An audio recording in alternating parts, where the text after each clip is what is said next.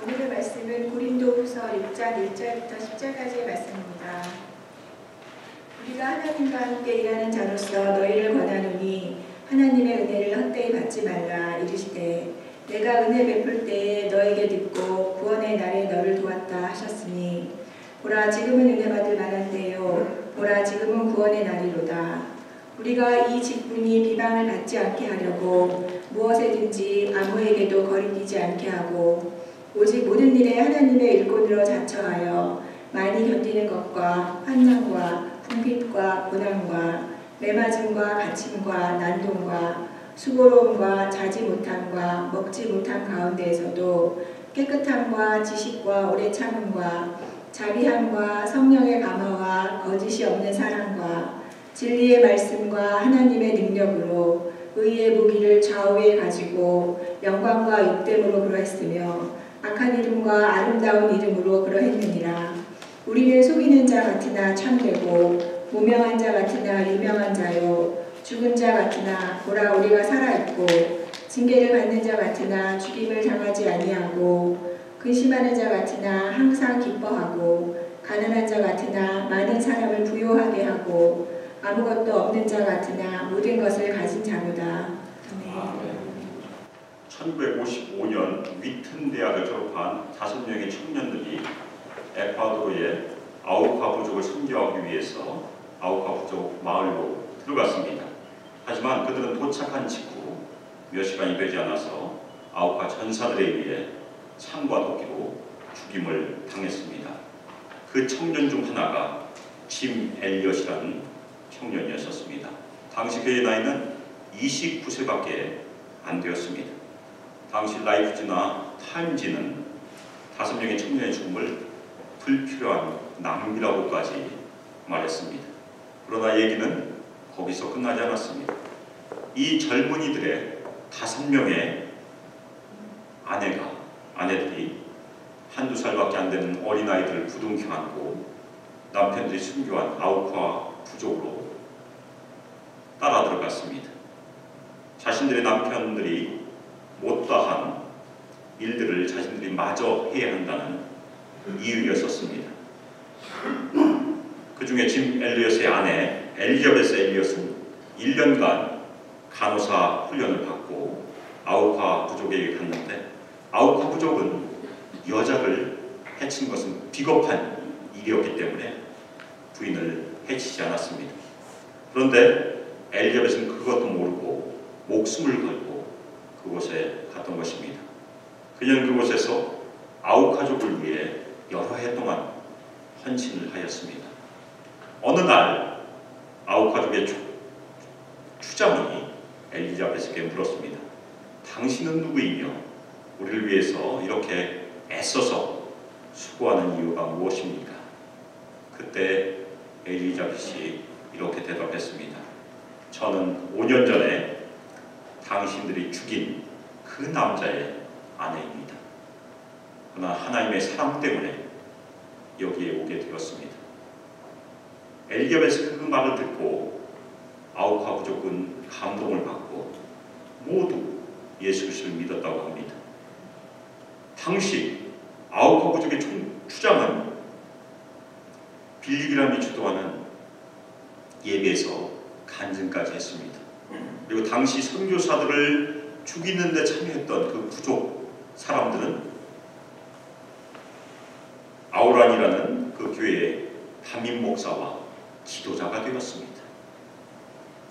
그리고 짐 엘리엇이 죽고 난 이후에 태어난 유복자 아들은 그 마을의 교회의 목사가 되었습니다. 지난해 6월 15일 엘리자베스 엘리엇 여사가 88세 믿음의 선한 싸움을 이 땅에서 마치고 예수님 품에 안겼습니다. 5명의 청년의 어떻게 보면 낭비적인 순교와 희생적인 순교와 그들 부인들의 헌신적인 수고로 한 부족 전체가 예수 그리스도를 통하여 하나님과 화목된 그런 실화입니다.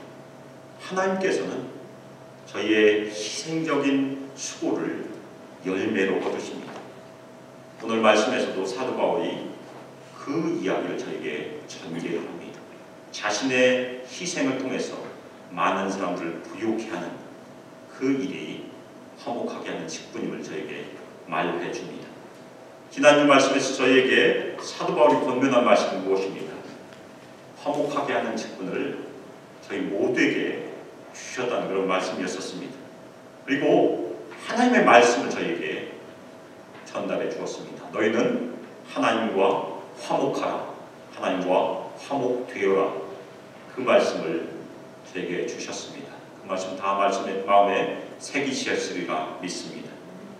오늘 말씀에서도 하나님께서는 바울을 통해서 또 하나의 권면의 말씀을 전달해 주십니다. 그 말씀도 가슴에 새기시길 부탁드립니다. 1절에서 바울은 자신은 하나님과 함께 일하는 자라고 자신을 소개합니다. 그리고 하나님의 동역자로서 고린도 교회 성도를 권면한다고 말씀하고 있습니다.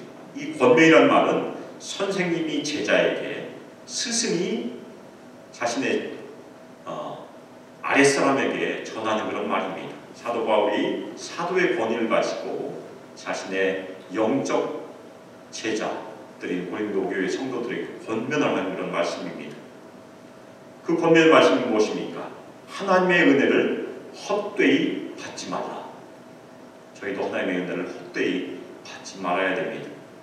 여기서 바울은 자신이 하나님과 함께 일하는 사역자이기 때문에 고린도 교회 성도들이 하나님의 은혜를 합당하게 받기를 요청하고 있고, 만일 합당하게 받으면 고린도 교회 성도들도 하나님과 함께 일하는 자, 동역자가 됨을 말해주고 초청하는 그런 장면입니다.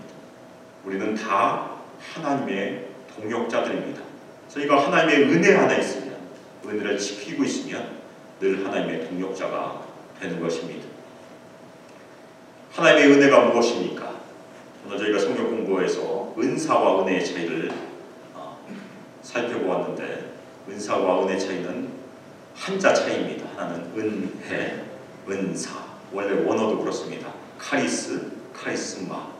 카리스마 다 아십니다. 자연적인 그런 능력 있는 사람들이 은사가 많은 사람입니다. 그런데 은혜는 사람과의 상관이 없이 모든 사람에게 골고루 주시는 은혜를 저희가 은혜라고 부릅니다. 아무 자격이 없는데 하나님께서 저희를 불쌍히 여기시고 기뻐하셔서 베푸시는 혜택, 그것을 저희가 은혜라고 부릅니다. 하나님의 선물입니다. 저희 모두가 고린도 교회 성도들과 마찬가지로 은혜를 받았습니다. 아멘이 없습니다. 은혜를 안 받으셨습니까? 받으셨습니까? 받았습니다. 언제 받았습니까? 저희가 예수님을 믿었을 때, 구원받았을 때, 거듭났을 때, 우리는 아무 자격이 없지만 하나님께서 은혜로 저희를 부르시고 구원해 주셨습니다. 그 말씀이, 그 사실이 에베소서 2장 8절에 나와 있습니다. 너희는 그 은혜에 의하여 믿음으로 말미암아 구원을 받았으니 이것이 너희에게서 난 것이 아니요 하나님의 선물이라. 하나님의 선물입니다. 은혜는 저희가 자격이 없어도 하나님께서 저희를 불쌍히 여기셔서 주신 것이 구원의 선물이고 그것이 은혜였었습니다. 그런데 사도 바울은 은혜를 헛되이 받지 말라고 다시 한번 얘기합니다. 그 말은 무슨 뜻이겠습니까? 이미 은혜를 받았는데, 이 헛되다는 말은 아무 효과나 결과가 없다, 열매가 없다는 말입니다. 저는 새로 이사 가서 감나무를 심었습니다, 작년에. 그리고 대추나무도 심고 매실도 심고 심지어는 최근에 구기자 나무도 심었습니다. 그런데 그 나무들이 열매가 없으면 은혜가 헛되다는 얘기입니다. 제가 이걸 열심히 수고했는데, 하나님께서 우리 인생 가운데 열심히 수고했는데 우리가 열매가 없는 것이 은혜가 헛되다는 그런 말씀입니다. 하나님께서 우리에게 구원의 선물을 주셨는데 아무런 구원의 결과나 열매가 없으면 우리는 열매 없는 그리스도인들이고 우리에게 주신 은혜가 헛되다는 말씀으로 저희가 이해할 수 있습니다.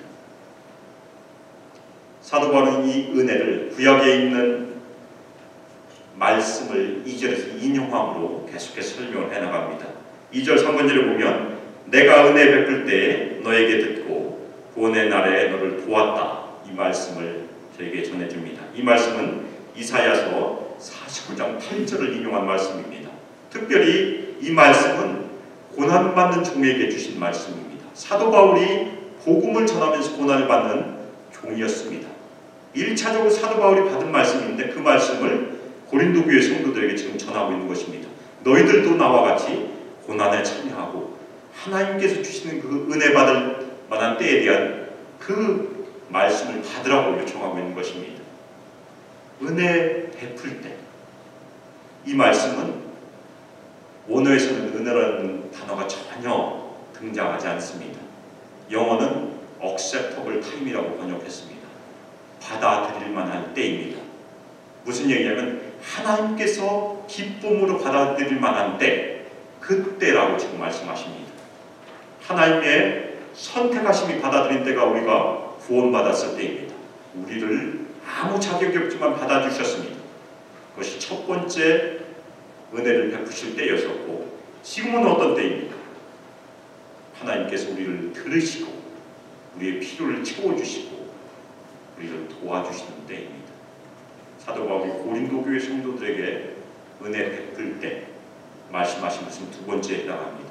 하나님께서 들으시고 도와주시고 함께 하신 때로 말씀하고 있는 것입니다. 이어서 사도 바울은 자신의 말을 얘기합니다. 보라, 지금은 은혜 받을 만한 때요. 보라, 지금은 구원의 날이로다. 그 앞절에 은혜 베풀 때라고 말씀했는데 그 다음 절에서는 은혜 받을 만한 때라고 바꿔서 얘기하고 있습니다. 고린도 교회 성도를 향하여 얘기하는 것입니다. 우리가 지금 하나님으로부터 은혜 받을 만한 때다. 특별히 지금이란 말이 맨 처음 등장합니다. 지금이 강조되고 있는 것입니다. 저에게는 지금이 중요합니다. 우리의 이전 것은 이미 지나갔습니다. 아멘입니까? 저희는 다 새 것이 되었습니다. 이미 앞에서 사도 바울이 얘기한 그 중요한 진리입니다.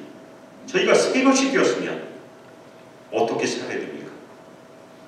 새로운 존재답게 살아야 됩니다.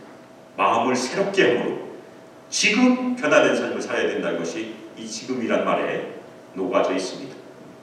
지금 변화된 삶을 살지 않는데, 지금 순종하지 않는데, 지금 헌신하지 않는데 내일과 뭐가 달라질 수 있겠습니까?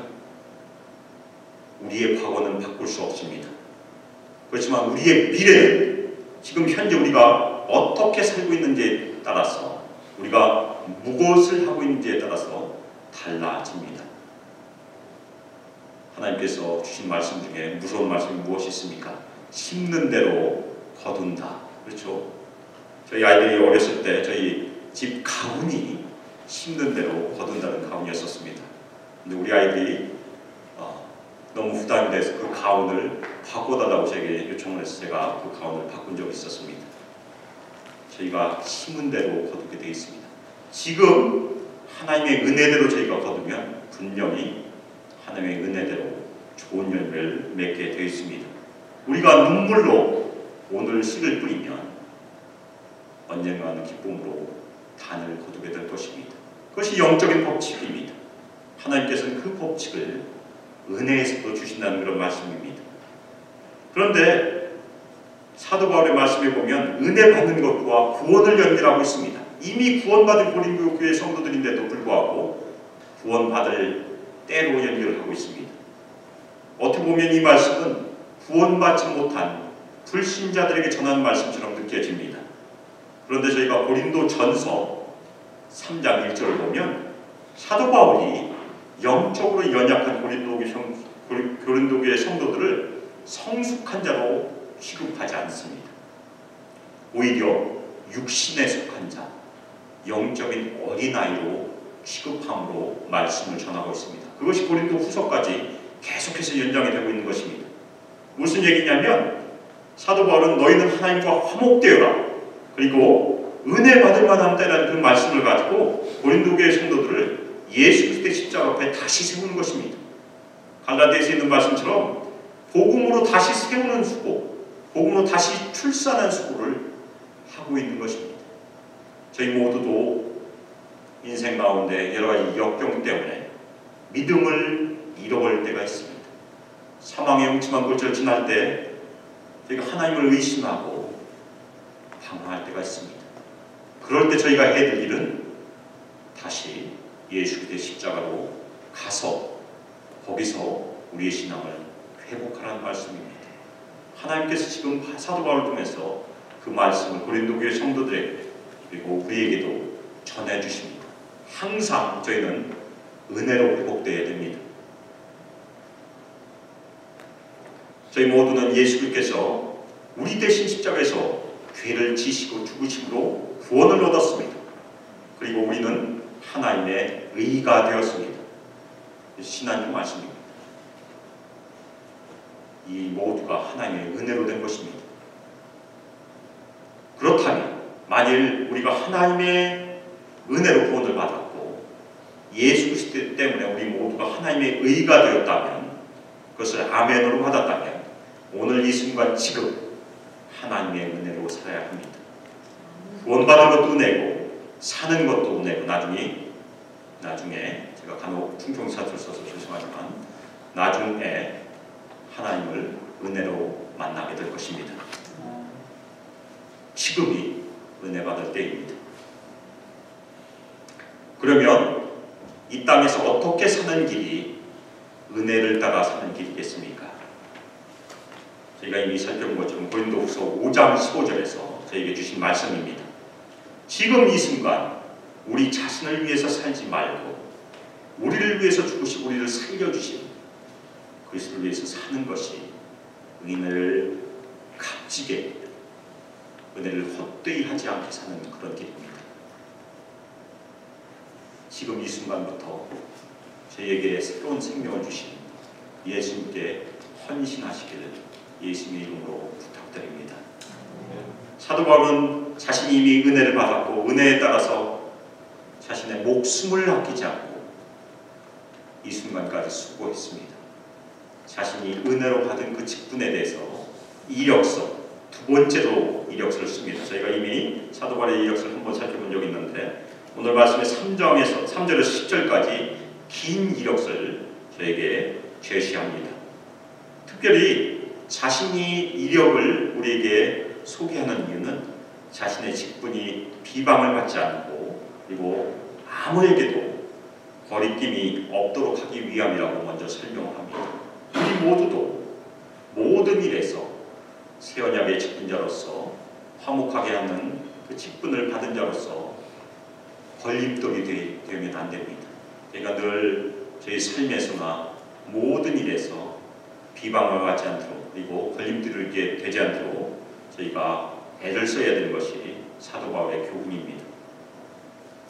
특별히 저희가 새 언약의 직분자라고 아멘했다면 그리고 화목하게 하는 직분자라고 아멘했다면 사도 바울이 열거하는 이 목록을 잘 살피시기를 부탁드립니다. 4절에서 바울은 모든 일에 하나님의 일꾼으로 자신을 추천한다고 얘기합니다. 모든 일이 굉장히 중요합니다. 사도 바울이 우리에게 제시하는 이 목록은 우리가 사는 모든 경우에 모든 일에 적용되는 그런 말씀으로 받아야 한다는 그런 말씀입니다. 총 28가지가 오늘 말씀에 기록되어 있습니다. 제가 다 세봤습니다. 28가지가 맞습니다. 그런데 그 목록을 3가지로 아주 세심하게 나눕니다. 첫 번째는 안에 아니면 가운데라고 번역을 하고 있는데 영어로 보면 in이라고 저희가 번역할 수 있습니다. 두 번째는 통하여, 영어로는 through라고 저희가 번역할 수 있습니다. 세 번째는 같이 아니면 처럼, 영어로는 as라고 번역을 합니다. 이 3가지 목록으로 구분을 해서 저에게 제시를 하고 있습니다. 첫 번째 항목, 가운데, 안에서라는 말로 시작을 합니다. 4절, 5절에 첫 번째 목록 중에 첫 번째가 있습니다. 나쁜 상황도 저에게 먼저 제시합니다. 많이 견디는 것과 환난과 궁핍과 고난과 매맞음과 가침과 난동과 수고로움과 자지 못함과 먹지 못함 안에서, 먹지 못함 가운데서, 우리 성경은 가운데서라고 번역을 했습니다. 이 목록들 대부분 이해하시라 믿고 자세히 설명하지 않겠습니다. 그런데 이 목록들, 이것을 경험하기 위해서 신앙생활을 하신 분들은 별로 없을 것이고 그것도 바람직하지 않습니다. 예수 그리스도를 따르는, 예수를 믿는 제자의 길은 불교에서 깨달음을 얻기 위해서 하는 고행의 길과 전혀 다릅니다. 예수를 믿는 길은 사도 바울이 빌립보서에서 말씀했던 것처럼 기쁨을 얻는 길입니다. 존 파이프 목사님이 그분의 설교에서 가장 많이 강조한 것일 것입니다. 희락을 얻는 것. 저희가 물론 이 땅에서 고난을 겪게 되어 있습니다. 그렇지만 고난이 목적이 아니고 고난을 통해서 주시는 하나님의 희락, 하나님의 기쁨이 우리의 최종적인 목적이라는 것입니다. 물론 저희가 예수님의 가르침을 따르다 보면 어려움을 겪게 되어 있습니다. 그런데 어려움이 필수는 아니라는 것입니다. 그것이 하나님의 계획 가운데 저희가 경험하기도, 어떤 사람들은 순교도 당하지만 모든 사람이 순교를 당하지는 않습니다. 예수님께서 요한복음 8장 32절에서 진리를 알지니 진리가 너희를 자유케 하리라 말씀하셨는데, 저희가 불교 영역권에서 오래 살았기 때문에 진리라고 듣는 순간 도를 깨달으면이라고 보통 이해를 할 수가 있습니다. 그런데 이 진리, 간혹 도라고도 번역되어 있는 그 말씀, 예수 그리스도 안에 속해 있습니다. 예수 그리스도를 인격적으로 아는 것이 진리를 아는 것이기 때문에 그렇습니다. 저희가 열심히 고행을 해서 깨달음을 얻는 것이 아니고 예수님을 개인적으로 아는 것, 인격적으로 아는 것이 진리를 아는 것입니다. 그래서 이 구절을 이렇게 번역하는 것이 더 쉽습니다. 예수를 알지니 예수가 너희를 자유케 하리라. 저희가 예수님을 알고 예수님을 믿고 구원받았습니다. 그러면 예수님께서 저희를 죄의 종으로부터 자유케 하십니다. 이미 하셨습니다. 저희는 예수님을 믿고 따르기 때문에 이 세상에서 고난을 받을 수 있습니다. 디모데후서 3장 12절에서 말씀한 것처럼 그리스도 안에서 경건하게 살고자 하는 자는 고난을 받습니다. 미국에서도 받습니다. 제가 직장 다니면서 경건하게 살려고 하면 오히려 주변에 있는 그리스도인들로부터 고난도 아니지만 대충 살아라고 하는 얘기를 많이 들었습니다. 티나게 살지 마. 그런 얘기 들어보셨을 것입니다. 그렇지만 저희가 하나님 예수님을 따르는 길은 그런 얘기를 듣더라도 유혹되지 말고 계속해서 경건을 추구하며 사는 길이 우리의 길입니다. 이어서 사도 바울은 직분을 수행함에 있어서 직분자들이 꼭 갖춰야 될 영적인 태도를 열거해 줍니다. 그것이 안에서, 가운데서 하는 말 안에 포함되어 있습니다. 그리고 영적인 능력 두 개를 또 소개를 합니다. 저희가 대부분 이해할 수 있는 말씀입니다. 깨끗함, 지식, 오래 참음, 자비함, 성령의 감화, 거짓이 없는 사랑, 성령의 열매와 아주 비슷합니다. 그리고 나머지 두 가지가 무엇입니까? 진리의 말씀과 하나님의 능력, 이 두 가지가 우리가 가져야 될 영적인 무기입니다. 그리스도의 종들은 마음의 청결함을 항상 유지해야 됩니다. 마음이 청결하면 저희가 하나님을 볼 수 있습니다. 그리고 허평케 하면 저희는 하나님의 아들이라 칭함을 받게 되어 있습니다. 저희가 이 땅에서 추구해야 될 최고의 덕목 중에 하나입니다. 마찬가지로 성경적인 지식이나 하나님의 말씀에 대한 지식도 저희가 열심히 추구해야 됩니다.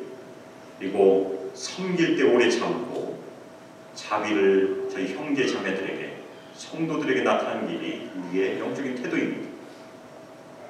그리고 성령 안에서 성령 충만함으로 섬기기를 애써야 되는 것이 우리의 영적인 태도 가운데서에 포함이 되어 있습니다. 그리고 우리의 사랑이 거짓이 없기를, 순수하기를, 아무 사심이 없기를 기도하고 애쓴 것이 성도의 길이며 태도입니다. 이 일들을 할 때 우리가 필요한 두 가지 무기가 진리의 말씀과 하나님의 능력입니다.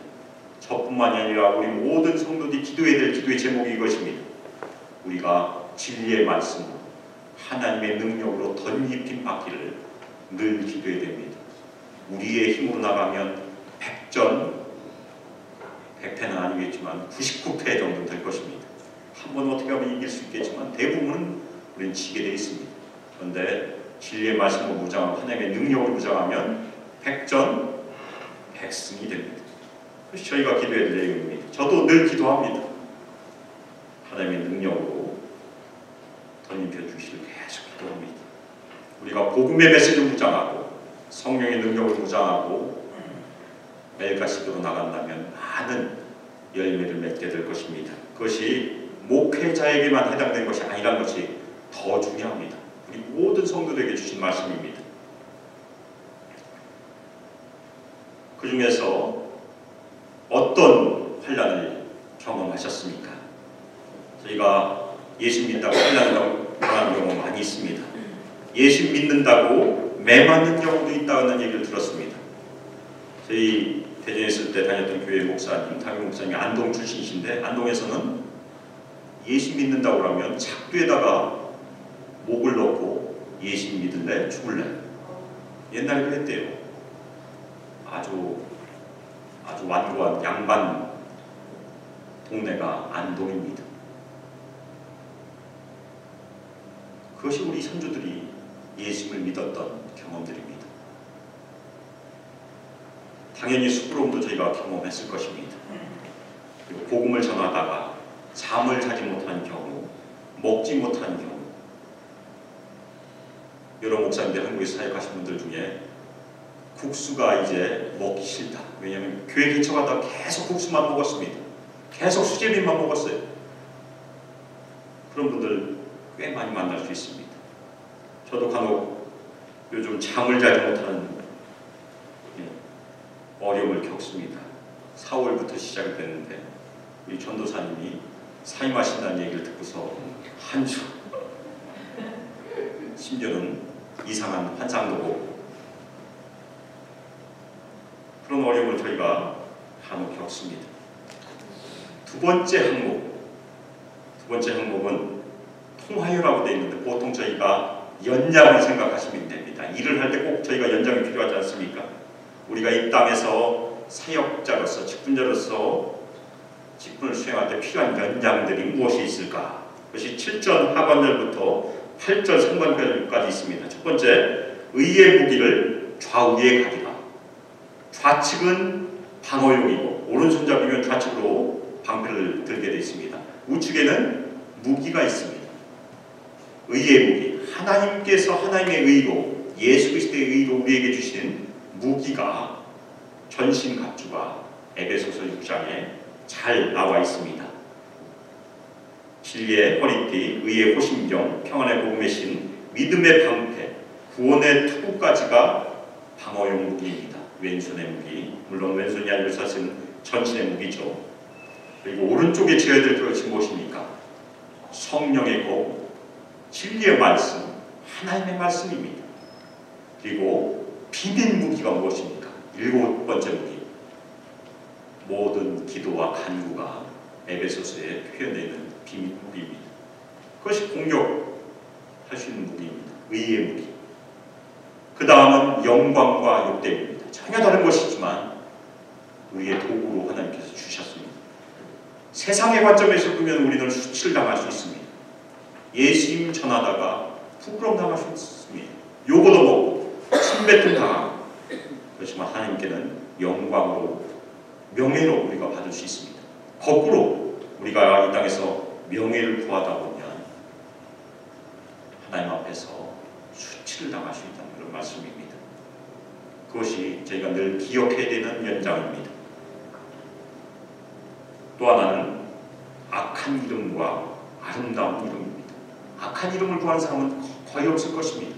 다 아름다운 이름을 구합니다. 세상 사람들은 우리를 악한 이름으로 부를 수 있습니다. 예수쟁이, 예수바보.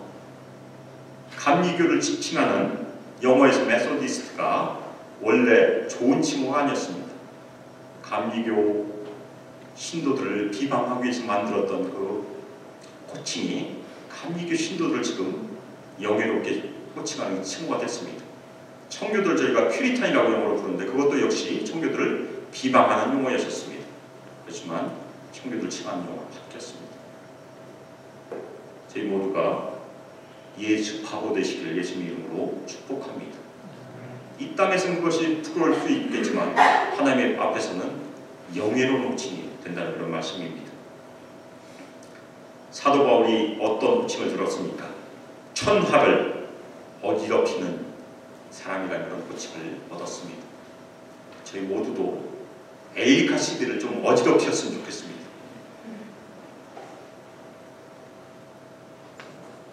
제가 오늘 식당에 열심히 점심때 전도를 갔더니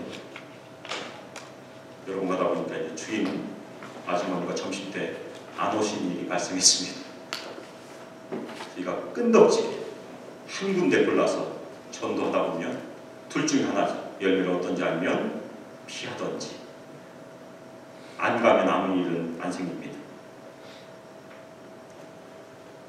세 번째는 같으나 아니면 처럼으로 시작이 되는데 우리 삶의 방식입니다.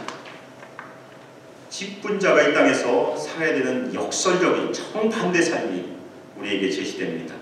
첫 번째는 속이는 자 같으나 참되고 세상 사람을 우리는 속이는 사람이라고 얘기합니다. 예수 전하다 보면 그런 얘기 간혹 듣습니다. 그렇지만 우리는 참된 복음을 증거하는 사람이 됩니다. 무명한 자 같으나 유명하고 우리는 이름이 없지만 하나님께서는 다 아신다는 얘기입니다. 죽은 자 같으나 호라 우리는 살아있고 사도 바울이 돌로 맞아서 다 죽음을 경험했던 그 기록이 사도행전에 있습니다. 그렇지만 하나님께서 살리셨습니다. 마지막 때까지 하나님께서 계속 살려주신 것이 사도 바울의 인생이었습니다. 마찬가지로 저희도 하나님의 뜻 가운데 하나님의 목적을 이루기 위해서 끝까지 살려주실 것입니다. 다 장수하시길 예수님의 이름으로 축복합니다. 아멘이 좀 더 컸으면 좋겠습니다.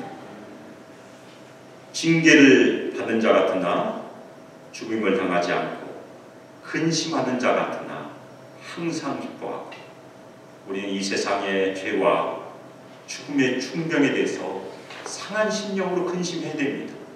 기도함으로 근심해야 됩니다. 그러면 기쁨의 열매를 맺을 수 있다는 것입니다. 그것이 하나님께서 우리에게 주시는 열매입니다. 복음의 씨를 눈물로 오늘 뿌리면 기쁨으로 내일 모레 거두게 될 것입니다. 가난한 자 같은 많은 사람을 부유하게 하고 우리가 세상에서 가난할 수 있습니다. 그렇지만 영적으로 많은 사람을 부유케 하도록 우리 모두를 불러주시는 것이고 우리가 아무것도 없지만 모든 것을 가진 자로서 우리를 불러주셨습니다. 왜 그렇습니까? 이 땅의 모든 것은 우리의 아버지 것입니다. 고린도전서 10장 26절 안과 복이 충만한 것이 주의 것임이라. 제가 옛날에 집 보러 다닐 때 그렇게 기도했습니다. 하나님 아버지 저 아파트가 다 제 것임을 믿습니다. 나중에 그 중에 하나를 저에게 주셨습니다. 그 많은 것 중에 저희가 어떤 때는 그런 자신감을 가지고 살 필요가 있습니다. 하나님께서 우리의 아버지 맞지 않습니까? 제가 그렇게 고백하고 있습니다. 제가 특별히 어려운 기도할 때마다 하나님께 이렇게 기도합니다. 하나님 아버지 저는 하나님의 아들이고 하나님 저희 아버지이시지 않습니까? 들어주셔야 마땅하지 않습니까? 그런데 잘 들어주세요. 오늘 우리에게 사도 바울이 준 그 목록을 어떻게 받을 수 있겠습니까? 저는 많이 부족하고 이 많은 목록들 중에 제가 믿음으로 받을 만한 것이 몇 개 되지 않습니다. 두려움이 오히려 앞섭니다. 자신이 없습니다.